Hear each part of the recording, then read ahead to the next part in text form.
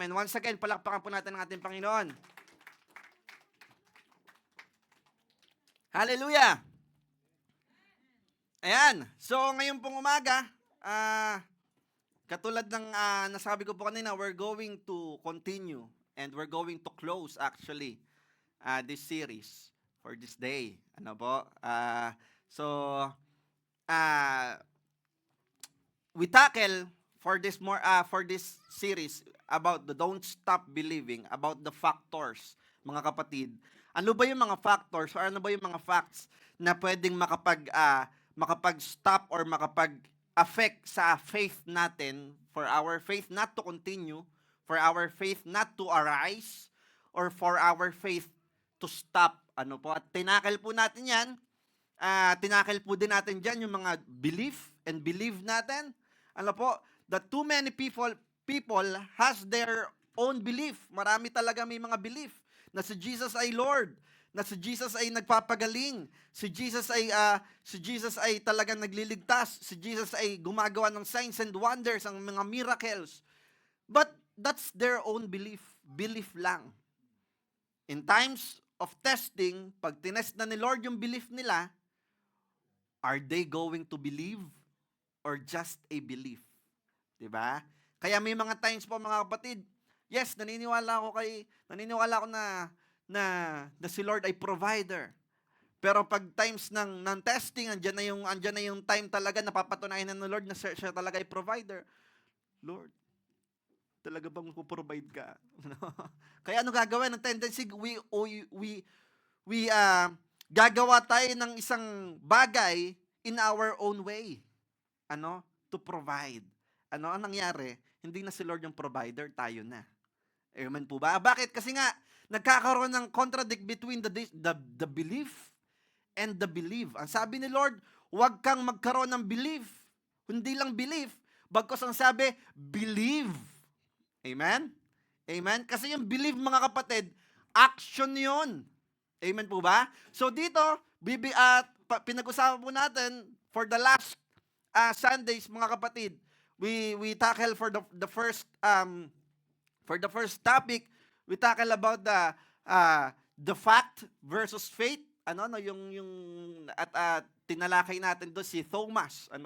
Natalakay natin doon how being realistic he is. Nakarelate tayo sa kanya. Amen po ba?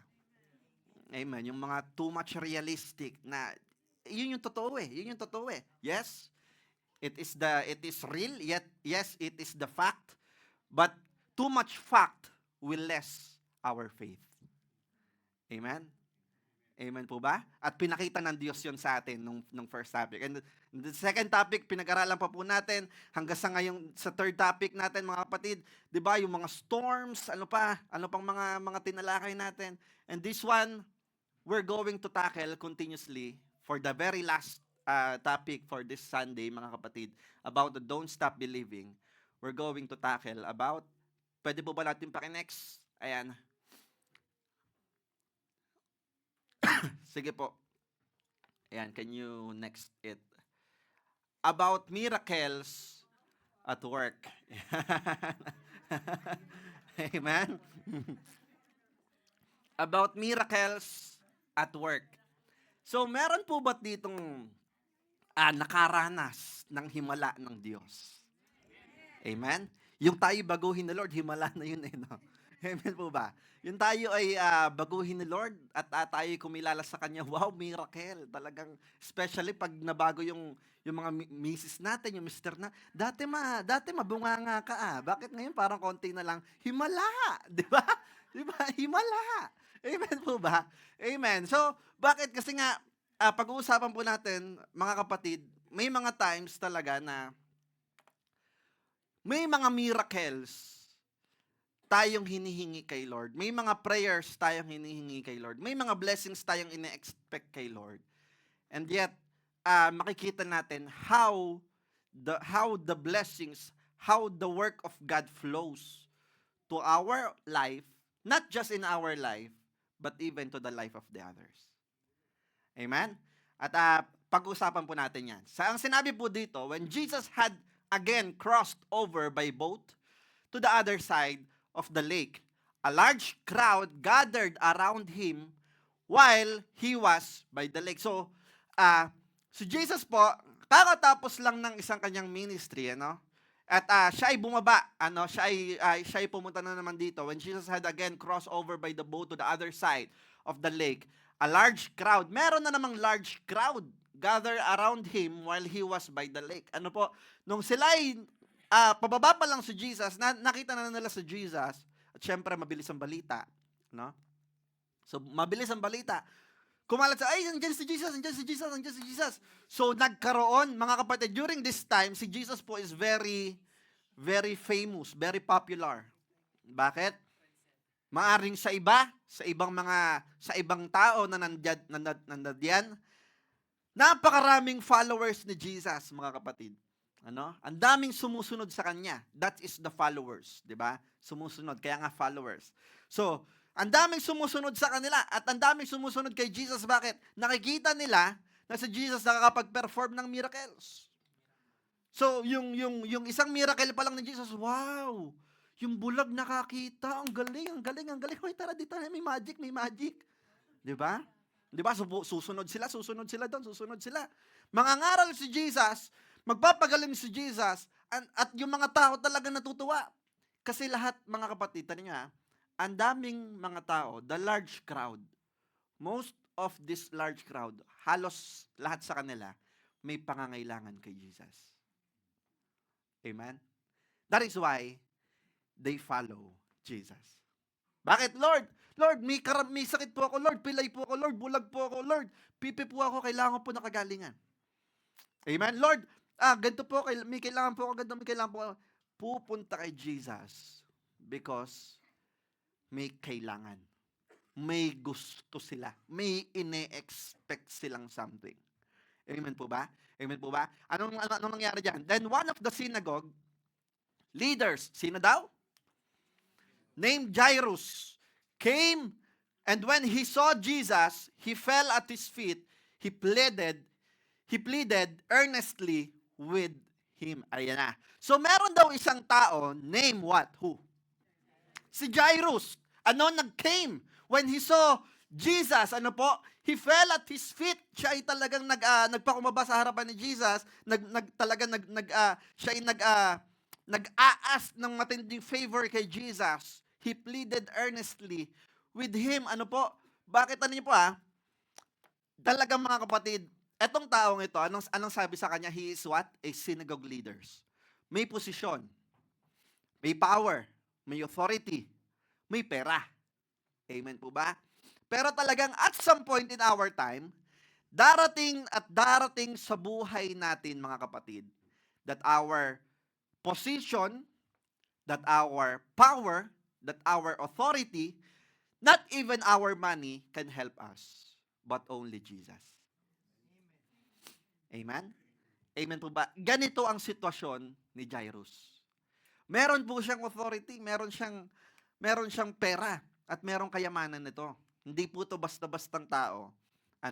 May bagay itong kayang i-provide for his family and for himself. Pero darating talagang panahon na walang magagawa ang lahat ng meron tayo sa mundong ito kung hindi si Jesus lang ang makakatulong sa atin. Amen. Amen po ba? So nagmakaawa si Jairus. Bakit? Ang sabi niya, when you're out of options, mga kapatid, you're now ready for a miracle. Amen? Amen po ba? So talagang totoo po yan. Pag talagang wala na tayong option, ay may option pa tayo. Teka, kaya pa natin. Kaya ko pa yan. Eto, may malalapitan pa ako. Pag wala ka ng malalapitan, pag wala ka ng magagawa, pag wala ka ng option, only Jesus is your option. Amen? And you are now ready for a miracle. Amen po ba? Nandiyan po ba tayo?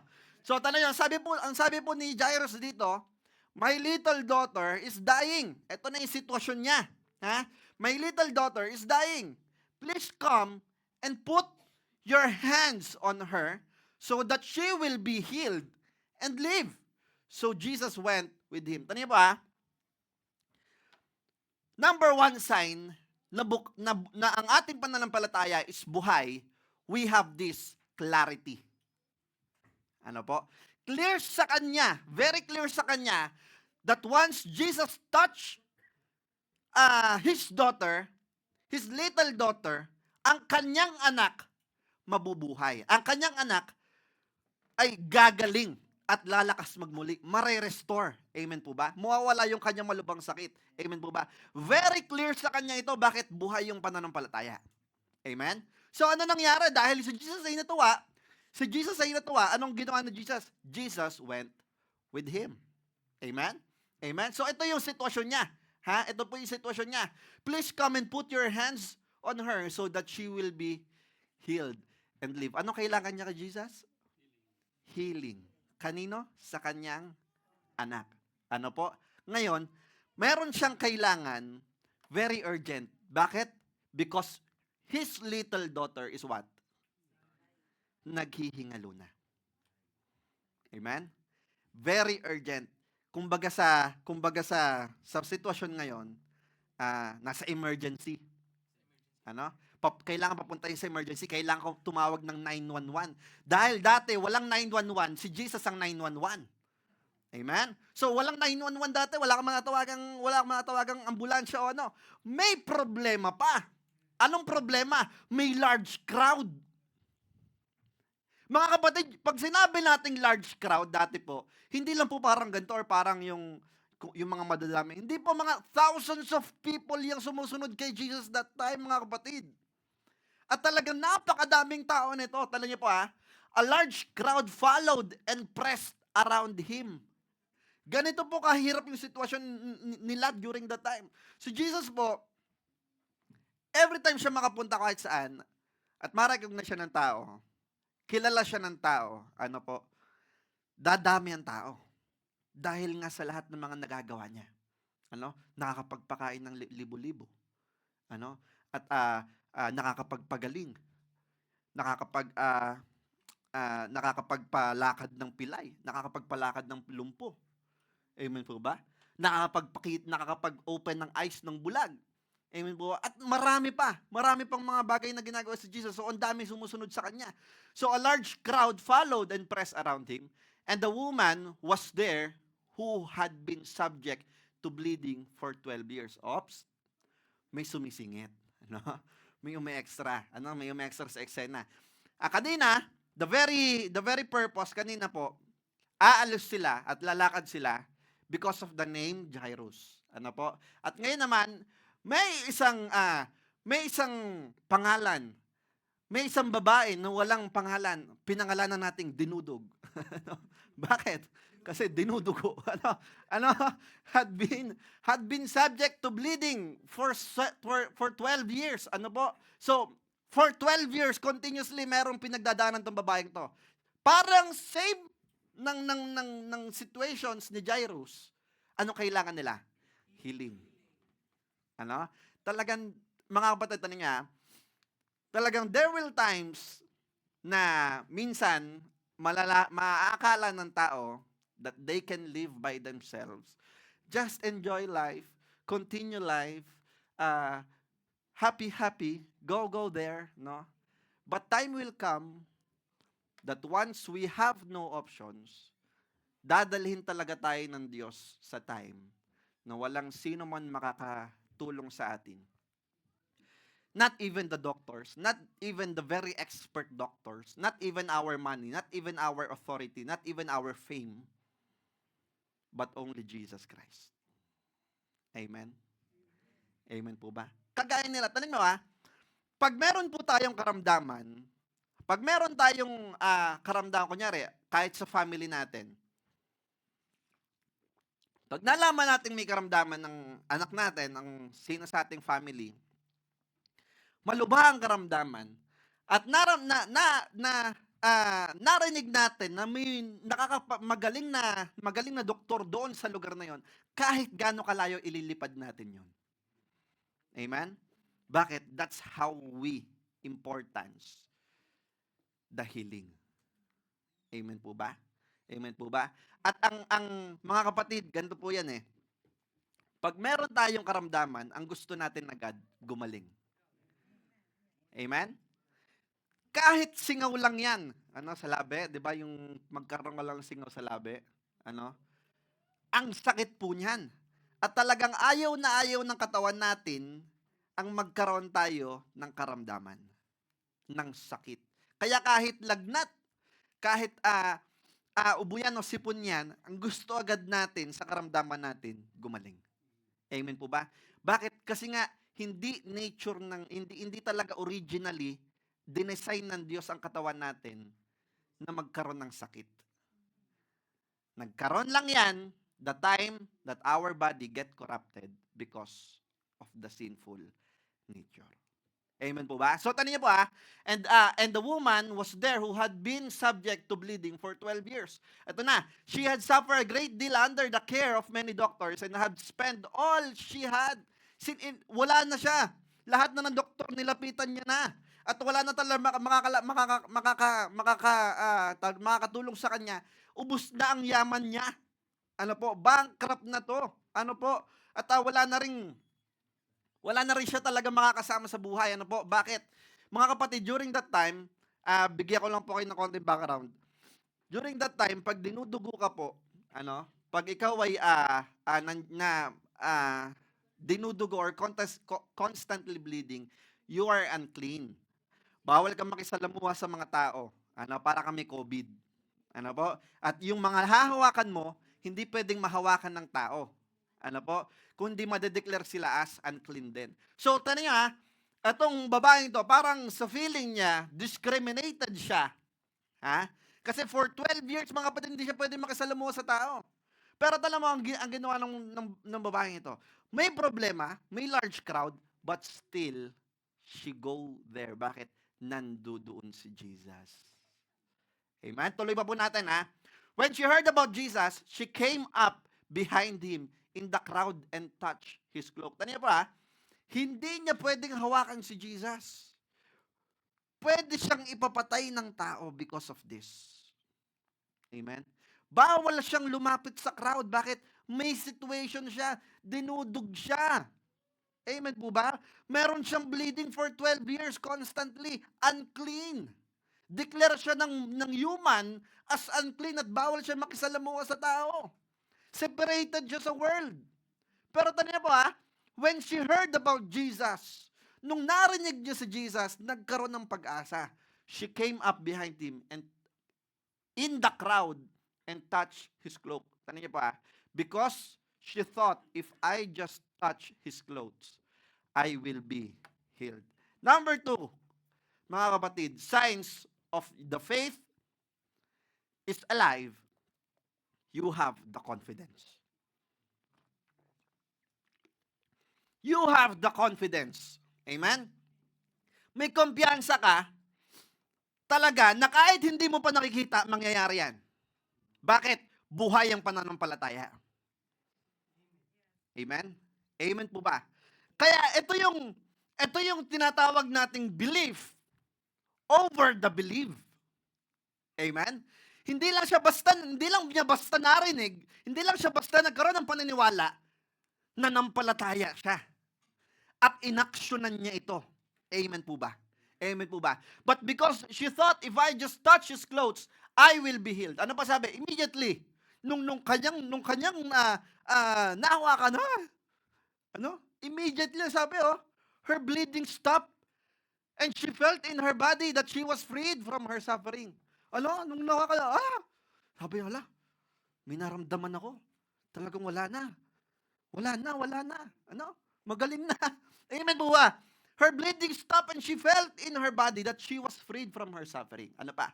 At once Jesus realized that power had gone out from him, he turned around in the crowd and asked, who touched my clothes? Mga kapatid nyo he turned around in the crowd. What is the situations? Ang situation, nagmamadali si Jairus. Amen? Ang situation po, si Jairus is at urgent. Emergency. Kailangan po agad nating malapitan yung anak ko, Jesus. Kasi nag-aagaw buhay na po ito. Amen? Amen po ba? At nung merong isang babae na nagngangalang dinudog, nagngangalan dinudog kasi wala pong pangalan. Ano? So, etong babaeng ito, na hindi pinangalanan sa Bible, ay isa ring bayani sa Bible pagdating sa pananampalataya. Ano po? Ay talagang umeksena. Ha? Umeksena po. Doon sa crowd na yon, talagang ah ah hinawakan niya yung tassel ni Jesus at once. Jesus realized that the power had gone out from him. Naramdaman ni Jesus may kapangyarihan dumaloy palabas sa kanya. He turned around in the crowd and asked, "Who touched my clothes?" Mga kapatid, ano nyo ha? Ang daming nandoon. Thousands of people. Kumbaga, nandun yung mga disciples, kumbaga ito yung situations, ito si Jesus, ito yung mga disciples ni Jesus, nandiyan si Jairus, sabi ni Jesus, okay, sasama kami sa iyo, ituro mo yung dabo kung saan yung bahay niyo, pupuntahan natin. Hahawiin niya, parang celebrity si Jesus, ano? Bawal po dyan, ano, bawal po, padamo po kami. Parang celebrity, ano? Parang celebrity naglalakad sa mall si Jesus. Napakaraming tao at hinahawi ng mga disciples ni Jairus sa mga tao papunta sa bahay nila. At merong babae. At during that urgent time, mga kapatid, ano nangyari? Tumigil si Jesus. Ha? Nagmamadali, tumigil si Jesus. Ano po? At biglang tumalikod siya at hinahanap niya, sinong humawak sa akin? Ang daming tao doon. Ano? Amen po ba? Ang daming tao doon. Tanong niyo po what about Jairus? Katulad nga sinasabi ko sa inyo kanina. Yung situations, mga kapatid, si Jairus, nag-ask siya ng great favor kay Jesus. He also has the faith that when Jesus touched his daughter will be healed. Amen? Natuwa si Jesus, sumama si Jesus, but nagmamadali sila. Pero si Jesus, tumigil. Amen? Amen po ba? Tumigil. Nakikita po natin yung situations, mga kapatid. So si Jairus, asking for a miracle. And then, after he's waiting for the miracle, his miracle is urgent, mga kapatid. Nag-aantay siya for that miracle. Habang nag-aantay siya for that miracle, may nakasingit. Ano? At nakita niya ng matahan kung paano na yung miracle na inaantay niya ay nangyari dun sa iba. This is the situation about Jairus. Ano po? During his miracle at work. Tanong niyo ba, may mga times po talaga na may matagal tayong hinihingi na kay Lord, Lord, ano? Gusto ko po yung ganun, Lord. I'm praying for this for a very long time. And yet, matagal ka nang nagsaserve kay Lord. Matagal ka nang lumalapit kay Lord. Matagal mo nang kilala si Lord. Matagal mo nang pinapanalangin kay Lord 'yon. Ano? Nagtapat ka kay Lord and then nakita mo one time biglang nangyari sa kapatid mo yung matagal mo nang pinagpe-pray. 'Di ba? Parang mafe-feel mo, Lord, matagal ko nang pinag-pray yun na. Bakit? Kailan kaya ako? Kailan kaya yung akin? Amen? Amen po ba? So, kailan kaya mangyayari yung akin? When, ano po? What about Jairus? Ano po ang sinabi dito? One of the faith killers, mga kapatid, na ating mararanasan is yung ma-feel natin that we are the second. Ano? Pero wag nating ma-feel ito. Ano? Bagkos, katulad nga sinasabi na ng pastor natin, pag pinagpala yung kapatid mo, rejoice. Bakit? You are next. Amen? Amen po ba? Wag mawawala yung pananampalataya natin that because hindi pa nangyayari sa atin at nangyari sa iba, parang madidismaya na tayo. Or parang mapanghihinaan na tayo ng loob. Wag po, mga kapatid. Because what? Sabi nga natin for last week, sabi nga, di ba, while you are waiting, God is working. Pero at the situations of Jairus, while he is waiting, God is working on someone else. Miracle. Amen? Amen po ba? Bakit? Kasi your faith will die when you start comparing others' miracle over yours. Kaya wag na wag nating ikukumpara yung pagkilos ng Diyos sa atin, sa iba. Bakit mga kapatid? Because God has a personal miracle for your life. Amen po ba? May personal na hinahanda ang Diyos na mas best, na better para sa iyo din at ganoon din sa iba. Ang sinabi niya sa kanyang salita, God loves the Gentiles and the Jews. Kahit hindi tayo yung piniling mga tao, kahit hindi tayo yung piniling nation, mga kapatid, but still God loves us and God loves every one of us. Bakit? For God shows no favoritism. Amen? Kahit Hudyo ka, kahit hindi ka Hudyo, anong sabi sa Bible? Hindi namimili ang Diyos. Sinong nagtatapat sa Kanya? Sinong umiibig sa Kanya? Ang sinasabi ng Diyos, mahal ka ng Diyos. Amen po ba? Palakpakan nga po natin ang Panginoon. Kaya wag natin nawa i-compare yung sarili natin for others. Lord, minsan may ganito pa, Lord. May bago na silang sasakyan. Lord, ako bike pa rin. BTEC, 'di ba? Lord, sila may bahay na kami, Lord. No, wag. Mga kapatid, bakit? Gaano man katagal, gaano man kahirap ang dumaan, God has a better plan for you and for your family. Amen po ba? At hindi mawawala ang plano ng Diyos sa iyo. God has a personal miracle for your life. Tuloy po tayo. You see the people crowding against you, sabi ng mga disciples. His disciple answered, and yet you can ask, who touched me? Kumbaga kahit yung mga disciples, nabigla sila sa tanong ni Jesus. Sabi niya, Lord, ang daming nakapaligid sa atin. Ang daming nating hinahawi. Ba't mo't natanong na kung sinong humipo sa'yo? Bakit baka pati kami nahipo ka namin, Lord? So talaga, pero sabi ni Jesus, but Jesus kept looking around in them. Sabi niya, kept looking around. Imagine, nandito po si Jairus, ha? Nandito po si Jairus, nagano, Lord, halika na kayo, di ba? Kept looking around to see who had done it. Then the woman, sabi niya, hindi.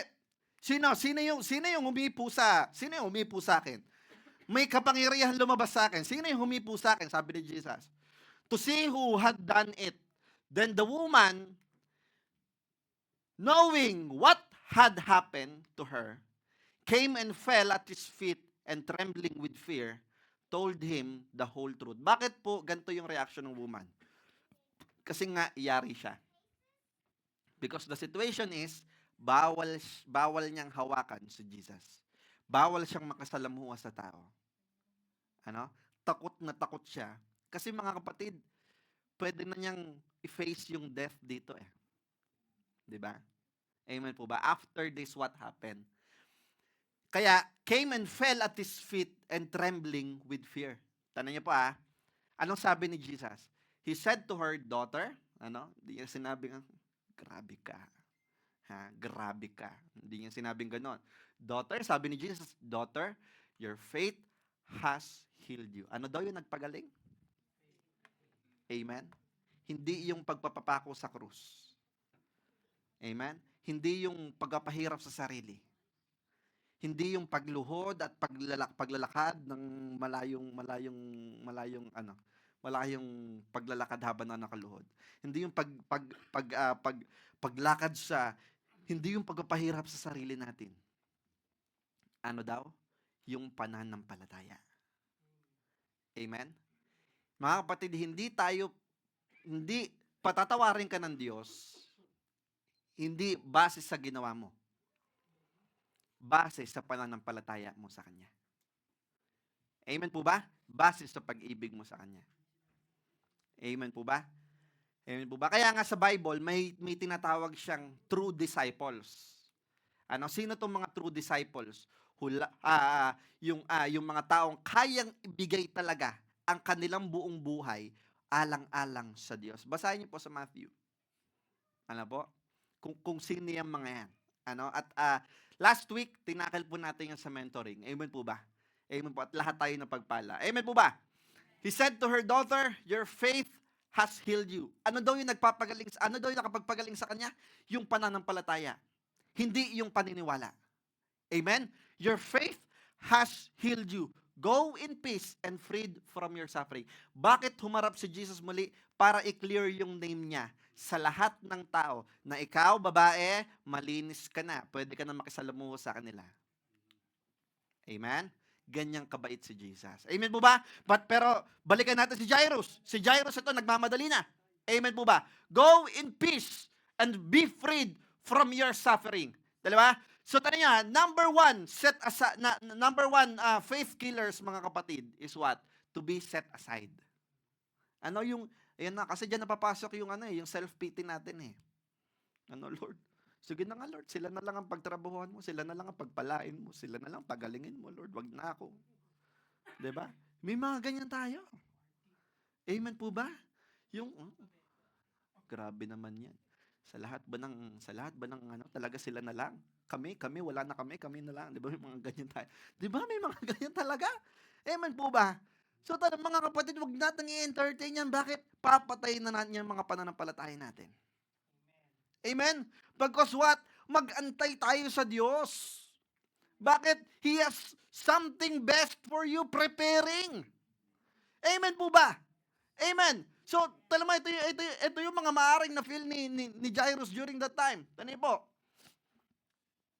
How's your faith when you see that God lingers?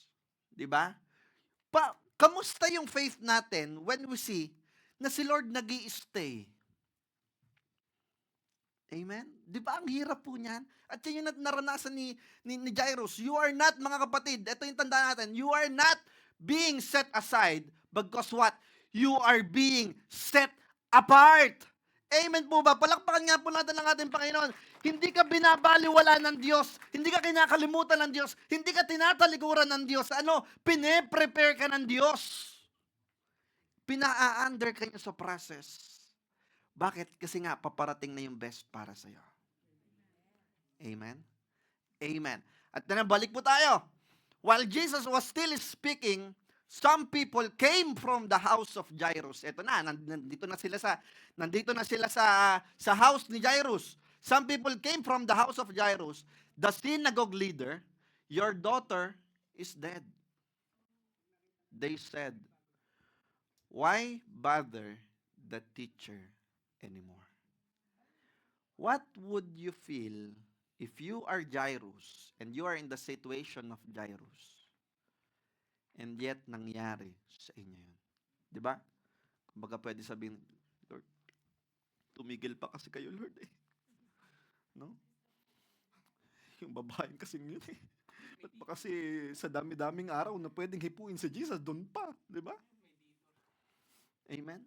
Pwedeng yun, di ba?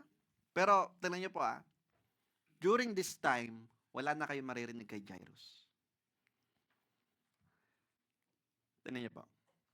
Kasi the number, isa pa, sa faith killers na pwedeng pumatay sa atin is when our faith get silent.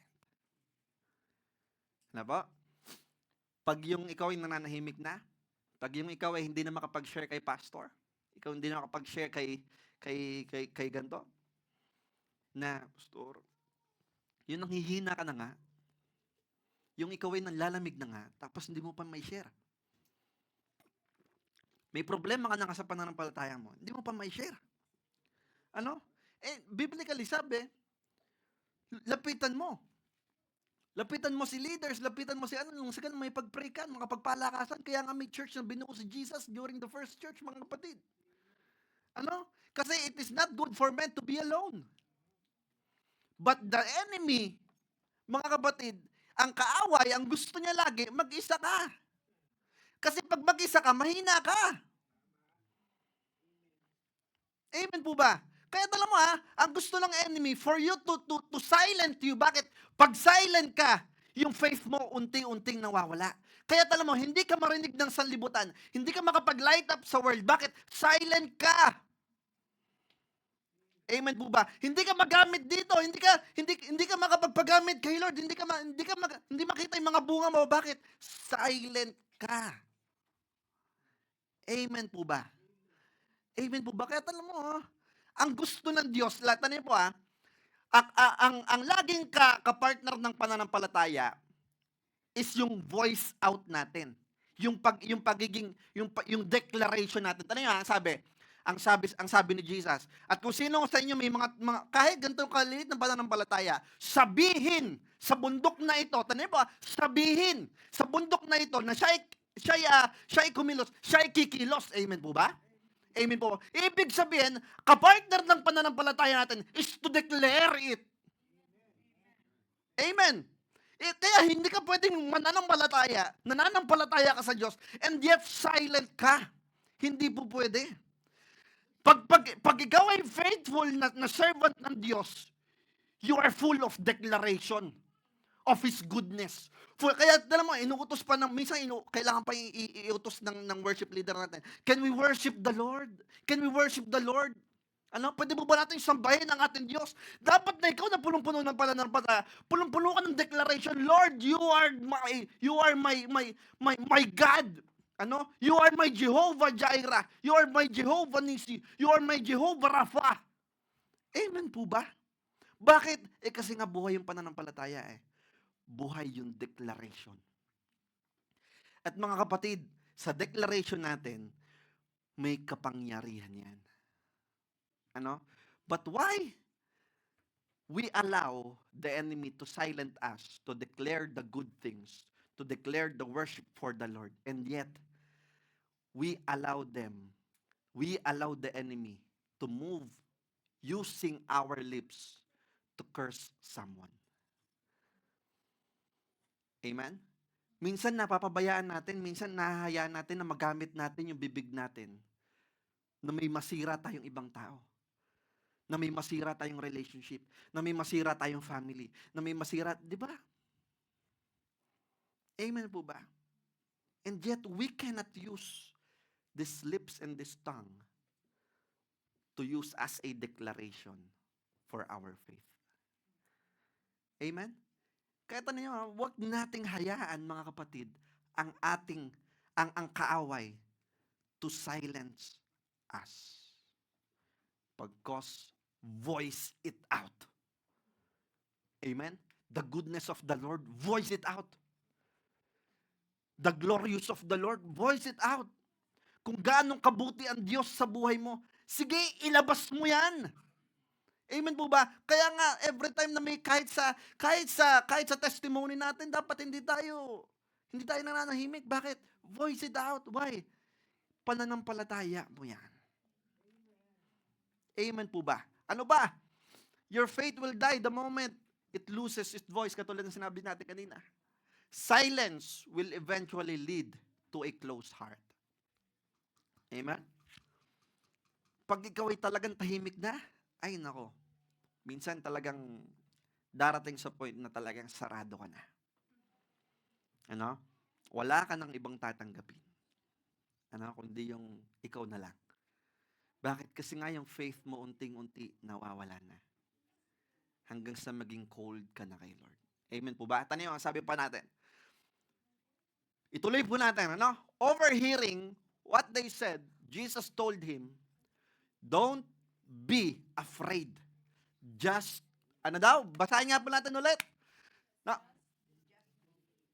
Okay, basahin po natin ulit sa umpisa. 1, 2, 3, go. Overhearing.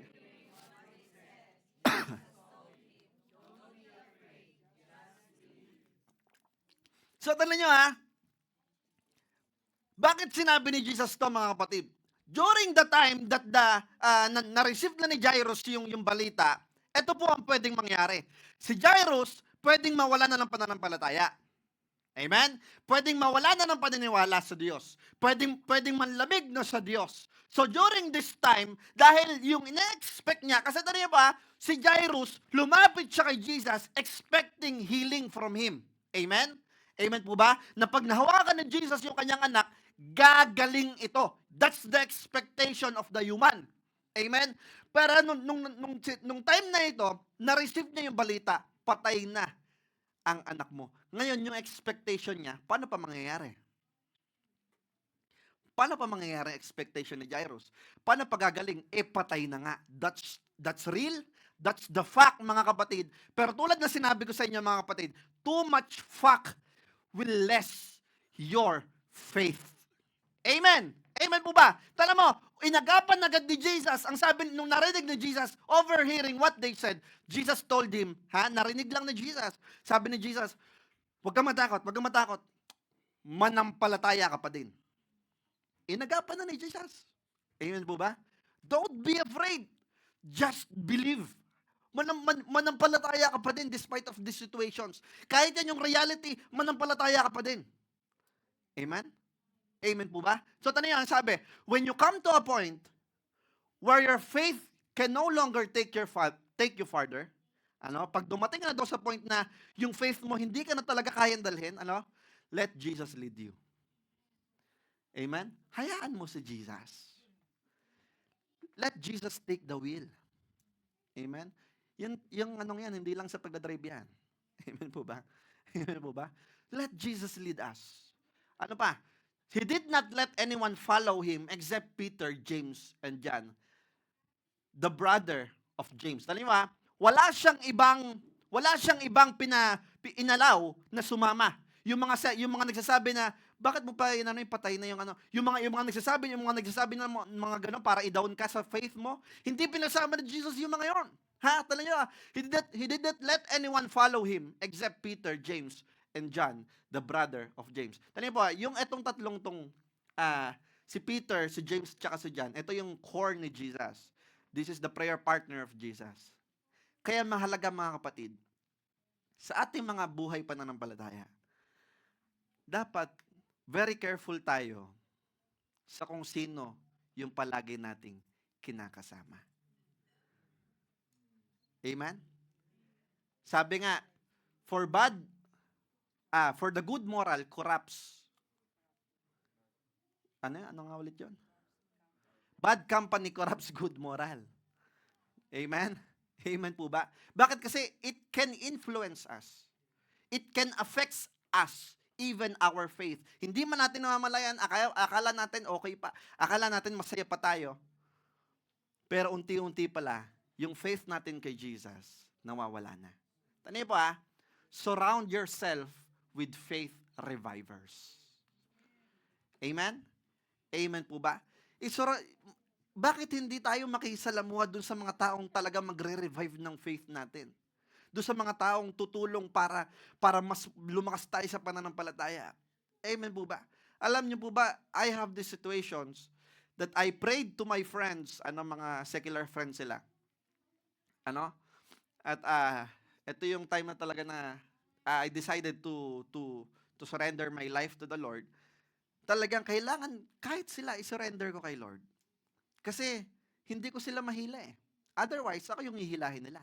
Alam mo, may one time ba po na dumating yung time na kinumusta ko sila, nagkaroon ng kamustahan na ganyan sa phone, at tinawagan nila ako. Sinabi nila sa akin, hindi ba pwedeng kahit isang Sunday lang, ipagpaliban mo yan para sa amin? Sabi ko, hindi pwede. Kasi, shinare ko si Jesus. Alam niyo, ang buhay natin talagang pagdating ng panahon, kay Jesus din babagsak yan. So, we cannot force someone, but if that someone will affect our faith to the Lord Jesus Christ, then, ibigay natin kay Lord. Amen? At hayaan natin na si Lord ang kumilos sa buhay nila. Hindi tayo. Kasi hindi naman tayo yung Savior si Jesus naman Hindi, may mga minsan kasi ganito, hindi po kasi talagang inano kasi sineshare po sila ng gospel para okay po, good yung motive. Pero ano ba yung nagiging effect sa atin? Talaga nadadala ba talaga sila para papunta kay Lord or tayo na ba yung nadadala papunta sa sanlibutan? Amen? Kaya there are times na instead na napapalakas yung faith mo, hindi napapalakas. Bakit? Because yung surround mo is affecting you. Amen po ba? Yung surroundings mo nakaka-apekto sa'yo. Kaya anong sabi? Surround yourself with faith revivers. I don't care kung wala kang kaedad dyan. I don't care kung wala kang kasundo dyan sa mga yan. Basta ang sinabi ng Diyos, those who love me, those who know me, Yun yung mga samahan natin. Amen po ba? Amen po ba? Labas na yung pag-share ng gospel outside the world. Amen po ba? Amen po ba? Surround ourselves with faith revivers. Ano ba? When they came to the home of the synagogue leader, Jesus saw a commotion. Ito na, nakakita na sila ng commotion with people crying and wailing loudly. Ano? Kasi during that time, mga patanin niyo po, yung situation, nagluluksa na ang mga taong ito.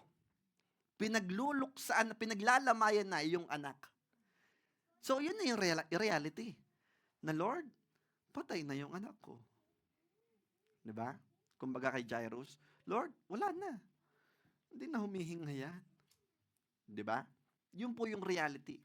At during the time, may mga ano pa may mga, yung mga yan, yung commotion with people crying and wailing loudly. Yung mga yan, alam niyo po, nire-rent yan dati sa kanila.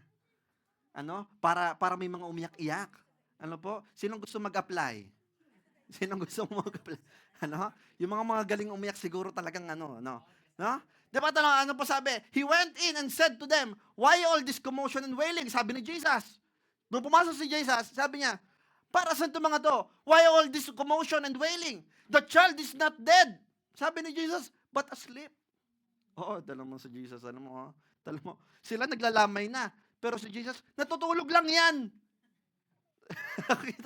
kita mo talaga. Hindi mo pwedeng, alam mo, si Jesus talaga, hindi mo siya pwedeng ilak sa expectation mo. Amen? Hindi mo siya pwedeng ilak based on the reality. Labas si Jesus dyan. Amen? Bakit? Kasi yung reality sa world, iba yon. Si Jesus, truth. Amen po ba? Amen po ba? Ano pa sabi? But they laugh at him. Yung mga tao nagtawa lang kay Jesus. But they laugh at him. After he put them all out, pinalabas, sige, tawa kayo. Labas. Sabi ni Jesus, labas kayo yan. After he put them all out, he took the child's father and mother and the disciples, who were with him, and went in where the child was. So, eto lang, kayo lang ang papasok. Only these people are allowed. Yung mga taong negative, mga nega, labas. Ano? Kaya talaga, baka mga kapatid, may mga kailangan ka din talagang palabasin. In order for your faith to sustain, in order for your love to the Lord remains, in order for your faith ay mas lalo pang mag-burn, baka may kailangan ka talagang palabasin.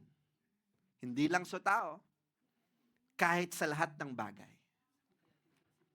Amen? Amen po ba? Amen. After he put them all out, he took the child's father and mother and the disciples who were with him and went in and where the child was. Kaya yung sasabi natin, baka may mga kailangan tayong talagang isacrifice na kay Lord in order for us ay lumago sa ating pananampalataya. Ano ba yung mga bagay na nag-a-affect sa faith natin? Yung mga bagay na nag-a-affect sa commitment natin sa Kanya? Yung mga bagay na nag-a-affect sa atin, sa love natin sa Kanya? Ano ba yung mga yon?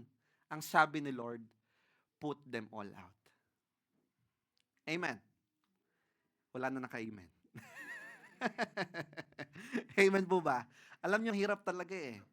Pero kung talagang mahal mo si Lord, gagawin mo eh. Amen? Ang hirap magbigay ng buhay kay Lord eh. Pero dahil mahal mo siya, magagawa mo eh. Amen? Kaya nga, you cannot be a true disciples with the Lord kung si Lord talaga hindi mo siya totoong mahal. Maaaring masabi mo sa Kanya, Lord, mahal kita. Pero hindi naman niya nakikita sa action mo eh. Amen po ba? Kaya ang hirap po mga kapatid, kaya sabi, huwag ka lang tayo magkaroon ng belief. Hindi lang basta belief na, Lord, mahal kita. Lord, ikaw ang Diyos ko. Hindi dapat ipakita mo sa Kanya. Amen. Amen po ba? Kaya nang sabi, if you don't have the faith to overcome, let Jesus take over. Hayaan mo si Jesus, ibigay mo sa Kanya mga kapatid. Hayaan mo siya mag-take over sa'yo. Anong sabi dito? He took her by the hand and said to her, Talita kum, which means, little girl, I say to you, get up. Tanan nyo kung paano niya utusan yung patay. Diba? Sa mata ng tao, patay na. Ano? Sa mata natin, patay na. Wala na. Wala nang tsansa. Pero kay Lord, punong-puno pa ng tsansa. Amen? Kasi nga, hindi yung nakikita natin yung truth. Ang truth, mga kapatid, si Jesus ang truth. Palakpakan nga po natin ang Panginoon. Kaya, yung nakikita nila, that's the reality, but it doesn't mean that that's the reality. Yan na yung truth. Hindi po, hanggat hindi pa sinasabi ni Jesus, hindi pa. Amen po ba? Talagang inutusan ni Jesus, ano sabi? Immediately, the girl stood up and began to walk around. And she was 12 years old. At this, they were completely astonished. Palakpakan nga po natin ang Diyos na buhay na ito, na nagpapagaling, na kayang mag-resurrect, mga kapatid. Taniya po ha, ang sinasabi lang, ang in-expect lang ni Jairus kay Jesus, mga kapatid, healing. Anong binigay ni Jesus? Resurrection. Amen. Bakit? Kasi nga si Jesus, mga kapatid, He is the God. Ang kailangan ng karapat-dapat panampalatayanan. Nananampalataya ka na si Jesus ay provider, then act on it. Amen po ba? Nananampalataya ka na si Jesus ay healer, then act on it. Na si Jesus ay peacemaker, then act on it. Amen po ba? Amen po ba? Bakit? Kasi ipararanas sa'yo ni Jesus yan. Once that you believe on Him. Amen? Tanay po God will never fit to our expectation. Tulad na sabi ko sa inyo kanina, hindi mo po siya pwedeng ilak sa expectation mo, mga kapatid. Katulad ng expectation ni Jairus. Tanay niyo po ang expectation lang niya, healing lang. Pero ang binigay sa kanya is what? Resurrection. Ano po? Dito na tayo magtatapos. Tignan natin. The same hand that you are asking for healing is the same hand that has the power to raise the dead. Kaya tanong niyo po, mga kapatid, ano yung mga bagay na ina-ask mo kay Lord? What are the miracles that you are waiting for the Lord? Ano yung mga yan? Lahat yan, isa-isahin nyo. At kung kalooban ng Diyos, once that He said, it will happen. Amen? Amen po ba? Walang imposible sa Diyos eh. Gaano man tumagal, gaano man kahirap, gaano man anumang storm ang daanan mo, gaano man katagalan daanan, katulad ng pinag-usapan natin kay Abraham, kay David, kay Joseph, kay Moses, during anumang pagdaanan natin, mahirap man, anumang tagal na mga yan, once that Jesus said, it will happen. At wag nawa mamatay yung pananampalataya natin, mga kapatid, because of what's happening to our brothers and sisters. And start comparing yourself to them. No. Huwag niyong ikumpara yung sarili niyo sa iba. Kasi si Lord, personal kanyang tinawag. Personal siyang kikilos sa'yo. At yung better plan niya para sa'yo, personal din. Amen po ba? Paparating na.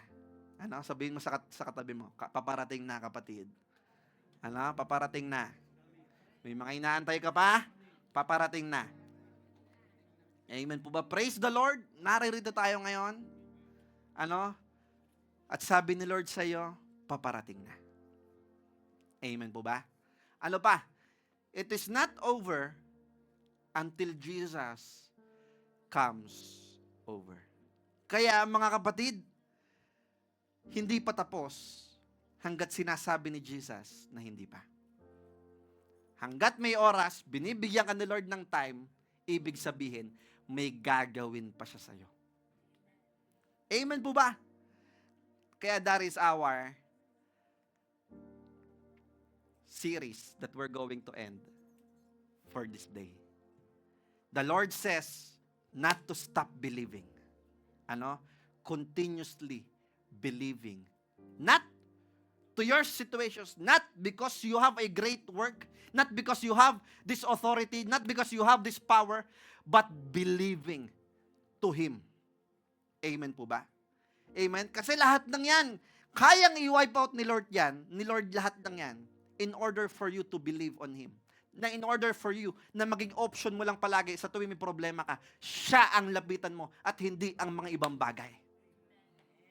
Amen po ba? Kaya anong sabi ng Diyos? Believe, believe, and for us not to stop what? Believing. Palakpakan nga po natin ang ating Panginoon. Hallelujah. Pwede po bang lahat tayo tumayo?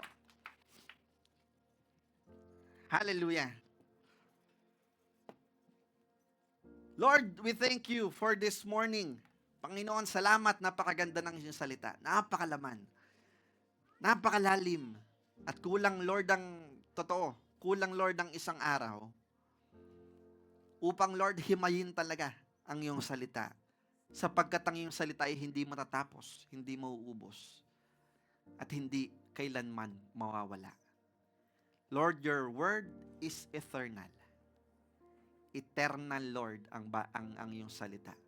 At ikaw ito, Panginoon. Kaya, Lord, salamat po sa patuloy mong gagawin sa amin. Salamat, Lord, dahil as we close this series, Lord, I do believe, and we do believe, Panginoon, na nag-work ka, Panginoon, sa faith namin. May mga tinanggal kang bagay, may mga binunot ka, O Diyos. At Lord, may mga pinalago ka, Panginoon, sa amin, O Diyos. At may mga increase kang, Lord, may mga pagdagdag kang ginawa sa buhay namin. Kaya, Lord, salamat po sa pag-ibig, sa pagmamahal. Salamat, Lord, sa pagpapaalala sa amin na tunay, Panginoon, na ikaw ang Diyos na kailangan at karapat-dapat panampalatayanan. Maraming salamat po, Panginoon. Continue to speak in our life, move in our life, correct us and align us, Panginoon. At patuloy, Lord, na iparanas mo sa amin ang peace, ang comfort, and ang love despite of what's happening in our world right now. Lord, ikaw lamang, Panginoon, nang siyang makasama namin. Sapagkat saan man kami naroroon, basta naroroon ka, Panginoon, your presence is heaven to us. Maraming salamat po sa pangalan ni Jesus. Amen at amen at amen. Malakas na palakpak po para kay Jesus. Hallelujah.